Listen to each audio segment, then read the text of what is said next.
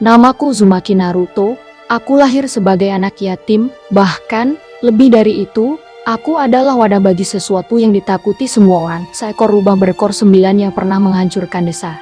Mereka memandangku bukan sebagai Naruto, tetapi sebagai monster yang berjalan dalam wujud manusia. Setiap pagi aku bangun dengan tatapan benci, setiap langkahku diikuti bisikan ketakutan toko-toko. Menutup pintu mereka ketika aku mendekat, anak-anak dilarang bermain bersama aku makan sendirian, pulang sendirian, menangis sendirian. Di malam yang paling sunyi, aku sering berdiri di depan monumen Hokage, bertanya-tanya akankah ada hari di mana namaku akan dihormati seperti mereka. Tapi yang paling menyakitkan bukanlah kesendirian itu, melainkan pertanyaan yang terus menggerogoti. Apa salahku? Mengapa semua membenciku?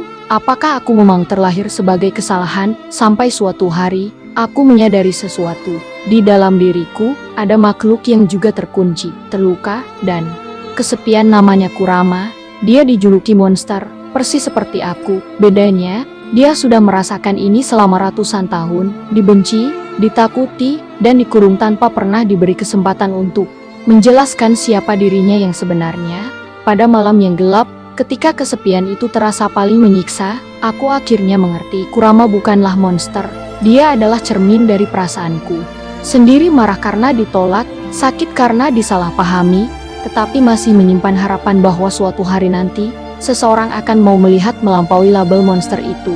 Ketika semua orang lari dariku, aku justru memilih untuk mendekati Kurama, bukan karena aku pemberani, tapi karena aku mengenali rasa sakit yang sama dalam dirinya. Kami adalah dua jiwa yang terdampar di pulau kesepian yang sama. Perlahan-lahan, dengan sabar, aku mulai berbicara padanya. Aku berbagi makanan kesukaanku, mie ramen, meski tahu dia tidak bisa benar-benar merasakannya. Aku bercerita tentang mimpiku menjadi Hokage, tentang hari-hari sulitku, tentang betapa perihnya ditolak oleh desa yang kucintai. Aku memperlakukannya bukan sebagai monster, tetapi sebagai sahabat yang sudah lama menunggu untuk didengarkan. Dan sesuatu yang ajaib mulai terjadi. Amarahnya berangsur reda. Cakar yang tadinya siap mencabik-cabik mulai menciut. Dalam diam, kami menemukan bahasa yang tidak perlu diucapkan.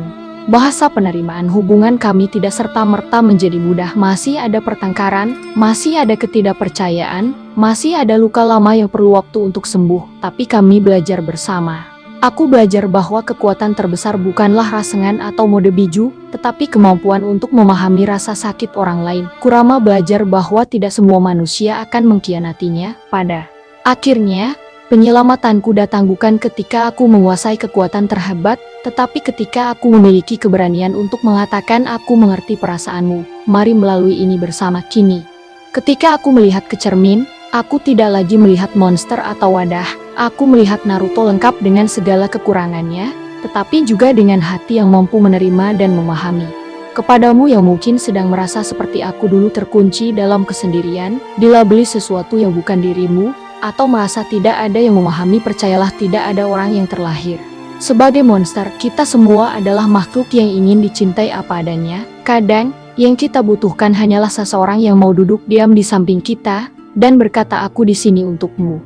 Ceritakan padaku tentang luka-lukamu.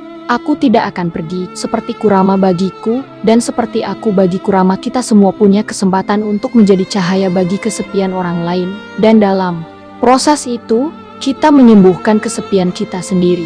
Karena pada akhirnya, kita semua adalah Naruto yang rindu diterima, dan Kurama yang rindu memahami.